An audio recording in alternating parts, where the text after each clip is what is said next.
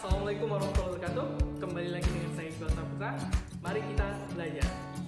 Di video kali ini kita akan mempelajari lebih dalam lagi mengenai organisasi otonom Muhammadiyah. Ada 4 hal yang akan kita pelajari. Mari kita lihat. Nah, yang pertama kita akan mempelajari profil singkat Aisyah. Yang kedua kita akan mempelajari profil singkat Pemuda Muhammadiyah. Yang ketiga, profil singkat Nasyatul Aisyah. Dan yang terakhir tentunya profil singkat Ikatan Pelajar Muhammadiyah. Mari kita simak bersama-sama. Yang pertama kita akan membahas tentang sejarah singkatnya Aisyah, mengenai siapa sih yang membentuk pertama Aisyah, kapan sih berdirinya Aisyah, dan sejarahnya kenapa diberi nama Aisyah. Nah, baik, yang pertama, Aisyah ini adalah organisasi otonom Muhammadiyah yang didirikan di kota Yogyakarta pada tanggal 19 Mei 1917 Masehi. Nah, oleh siapa? Yaitu Siti Walidah, istrinya Kiai Haji Ahmad Dahlan itu sendiri. Itu yang bisa kita lihat gambarnya atau fotonya seperti itu. Lalu, kenapa sih diberi nama Aisyah? Nah, pada sejarahnya nama Aisyah ini diusulkan oleh Kiai Haji Fahrudin, yaitu adik Ki Bagus Hadikusumo itu sendiri. Nah, nama ini diusulkan dengan harapan agar perjuangan Aisyah ini meniru perjuangan dari istri Nabi, yaitu Aisyah, yang selalu siap membantu Nabi Muhammad dalam berdakwah. Begitupun organisasi ini, harapannya bisa membantu dakwahnya dari organisasi Muhammadiyah. Oke. Nah, pada awalnya Aisyah adalah kelompok pengajian bagi perempuan yang diberi nama Sopo Tresno, atau biasa dalam bahasa Indonesia yaitu siapa suka. Bagi siapa aja yang suka mengikuti pengajian ini, boleh mengikutinya. Begitu maksudnya. Nah, pengajian ini dibina langsung oleh Kiai Haji Ahmad Dahlan dan Siti Walidah, istrinya beliau sendiri. Nah, anggota dari pengajian ini terdiri dari kaum perempuan saja, baik dari kalangan gadis maupun yang sudah tua. Nah, pelan lambat laun pengajian ini mendapatkan respon yang bagus bagi masyarakat, karena kelompok pengajian ini kembali lagi mengangkat derajat perempuan, bahwa perempuan itu boleh memperoleh ilmu, boleh mencari ilmu pengetahuan, dan harus cerdas gitu. Setelah mendapatkan respon yang luar biasa oleh masyarakat, akhirnya kelompok pengajian ini berganti nama menjadi Aisyah, yaitu pada tanggal 19 Mei 1917 Masehi. Selanjutnya kita akan memperdalam lagi tentang Aisyah ini.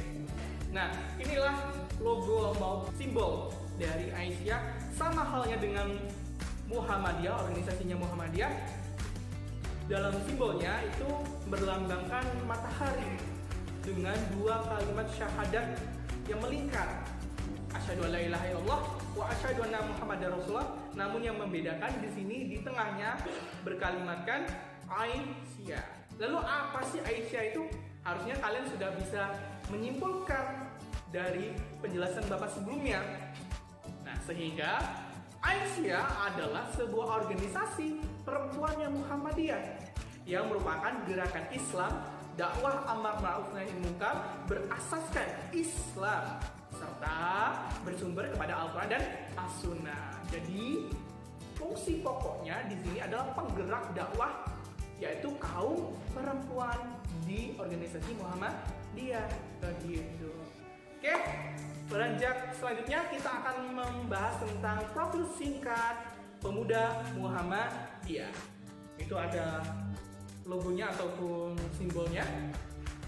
Nah, di dalam logo maupun simbol Pemuda Muhammadiyah ini ada tulisan, yaitu bertuliskan Fastabiqul Khairat, yang berarti berlomba-lomba dalam kebaikan demi meraih ridho Allah Subhanahu wa Ta'ala. Itulah menjadi simbol semboyan dari Pemuda Muhammadiyah. Mari kita pelajari sejarahnya lebih lanjut lagi.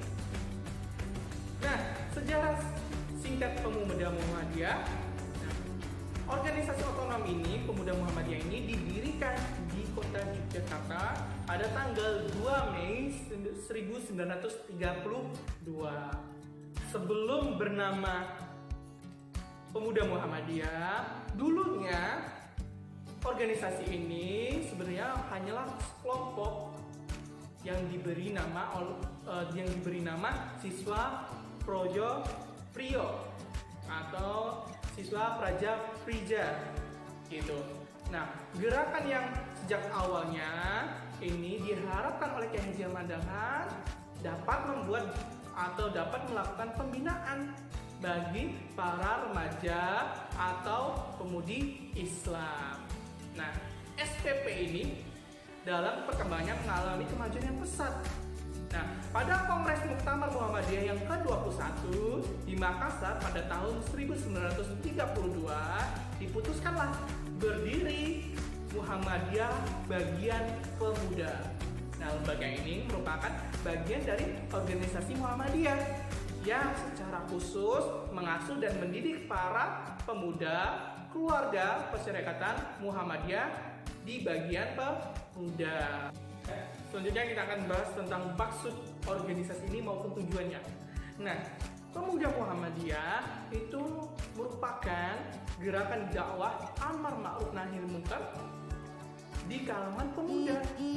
Nah, berakidahkan tentang Islam dan bersumber pada Al-Quran dan As-Sunnah gitu. Jadi difokuskan kepada kalangan pemuda gitu. Terus adapun tujuannya, organisasi ini adalah menghimpun, membina, dan menggerakkan potensi yang ada pada pemuda Islam serta meningkatkan perannya sebagai kader untuk mencapai tujuan Muhammadiyah. Sehingga kalau Bapak rangkum, Pemuda Muhammadiyah ini memiliki tujuan yaitu menghimpun, mengumpulkan pemuda-pemuda Islam, lalu melakukan pembinaan, dibekali dengan akhlak yang baik dan juga dibekali dengan kemampuan-kemampuan yang ada dimiliki pada pemuda tersebut, lalu menggerakkan potensi yang sudah dimiliki tersebut untuk gunanya agar tercapainya tujuan Muhammadiyah, yaitu terciptanya masyarakat Islam yang sebenar-benarnya. Begitu. Selanjutnya kita akan membahas yang ketiga, yaitu profil singkat Nahdlatul Aisyah. Apa sih Nahdlatul Aisyah ini? Mari kita pelajari. Nah, sejarah singkat Nahdlatul Aisyah ini tidak lepas dari sosok yang bernama Sumadirjo, yaitu seorang guru standar school Muhammadiyah, ya, seorang guru yang mengajar di sekolah Muhammadiyah. Nah, Sumadirjo ini memiliki pendapat bagaimana cara mengembangkan organisasi Muhammadiyah ini yang ada di sekolah, yaitu beliau memiliki keinginan agar Muhammadiyah itu bisa meningkatkan mutu ilmu pengetahuan yang akan diajarkan kepada para muridnya, baik dalam bidang spiritual, intelektual maupun jasmania. Lalu pemikiran ini beliau tuangkan dan beliau sampaikan sehingga Muhammadiyah menyepakati. Pada tahun 1919 terbentuklah Siswa Praja atau biasa disingkat SP gitu. Ini adalah wujud dari tujuan ide beliau. Lalu Siswa Praja ini atau SP ini terbagi menjadi dua bagian, yaitu ada Siswa Praja Prija dan ada Siswa Praja Wanita. Tadi yang kita sempat bahas yaitu tentang Siswa Praja Prija itu adalah cikal bakal terbentuknya Pemuda Muhammadiyah. Nah, inilah Siswa Praja Wanita yang akan menjadi Nahdlatul Aisyah pada akhirnya. Nah, pada Kongres Muhammadiyah, Kongres Muktamar Muhammadiyah yang ke-20, yaitu tepatnya di Yogyakarta pada tahun 1931, Siswa Praja Wanita ini berganti nama menjadi Nahdlatul Aisyah. Jadi pada Kongres Muktamar itulah disahkan berdirinya Nahdlatul Aisyah. tepat 1 tahun sebelum adanya pemuda atau terbentuknya pemuda Muhammadiyah. Mari kita simak selanjutnya, yaitu tentang simbolnya Nahdlatul Aisyah maupun maksud, tujuan maupun prinsipnya. Baik, di situ ada simbolnya Nahdlatul Aisyah ya. Nah, di dalam pitanya itu ada bertuliskan juga semboyan dari Nahdlatul Aisyah yang bertuliskan Al-Biru Manittaqo. Artinya, kebajikan itu bagi orang yang selalu waspada. Begitu. Itu adalah semboyan dari Nahdlatul Aisyah.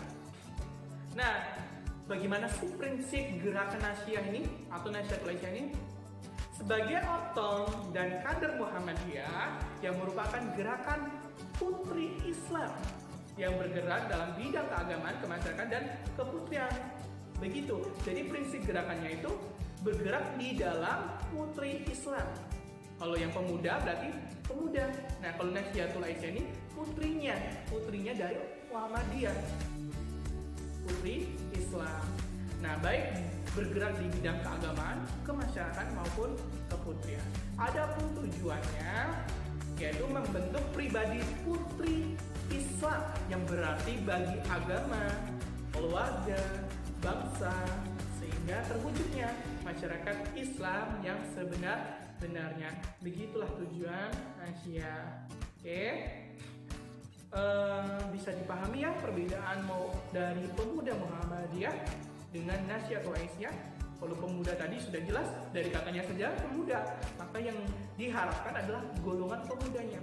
Sedangkan Nahdlatul Aisyah ini yang diharapkan adalah dari gerakan putrinya, putri Islam.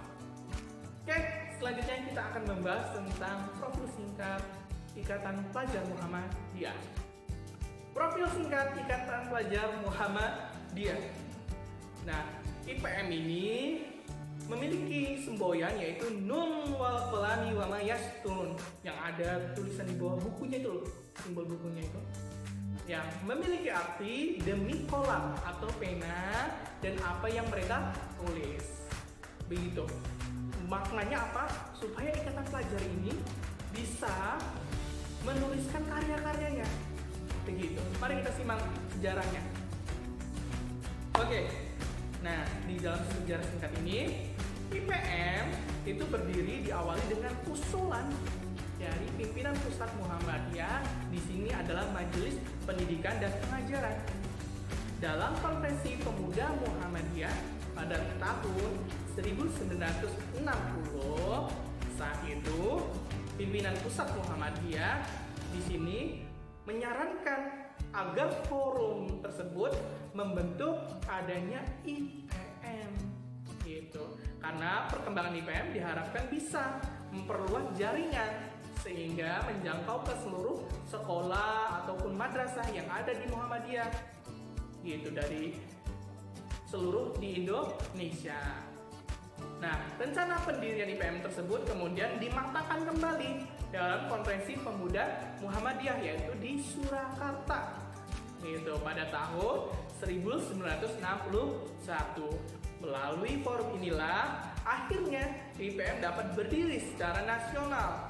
Selain menetapkan ketua umum, sekretaris umum, dan seterusnya, pada saat itulah disahkan lahirnya IPM.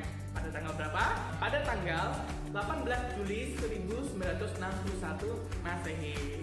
Nah, ketetapan ini mengandung arti bahwa IPM ini adalah satu-satunya organisasi intrasekolah yang wajib di setiap sekolah atau madrasah Muhammadiyah di seluruh Indonesia.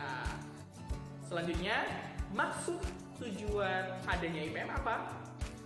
Yaitu IPM itu memiliki tujuan atau maksud yaitu membentuk pelajar muslim berakhlak mulia, berilmu, dan terampil dalam rangka menegakkan dan menjunjung tinggi nilai-nilai ajaran agama Islam, sehingga harapannya terwujudlah masyarakat Islam yang sebenar-benarnya. Begitu. Sekian dulu pembahasan tentang profil singkat 4 orto Muhammadiyah, yaitu Aisyah, Pemuda Muhammadiyah, Nasyionatul Aisyah, maupun Ikatan Pelajar Muhammadiyah. Semoga dari penjelasan Bapak yang tadi bisa kalian pahami betul mana perbedaan dari masing-masing orto tersebut, baik secara tujuannya maupun pergerakannya. Oke, terima kasih banyak telah menyaksikan video pembelajaran ini. Tetap jaga kesehatan, tetap gunakan masker ketika kalian berkendara maupun di luar rumah. Semoga kalian dijauhi dari segala mara bahaya. Terima kasih. Assalamualaikum warahmatullahi wabarakatuh. Sampai jumpa di video selanjutnya.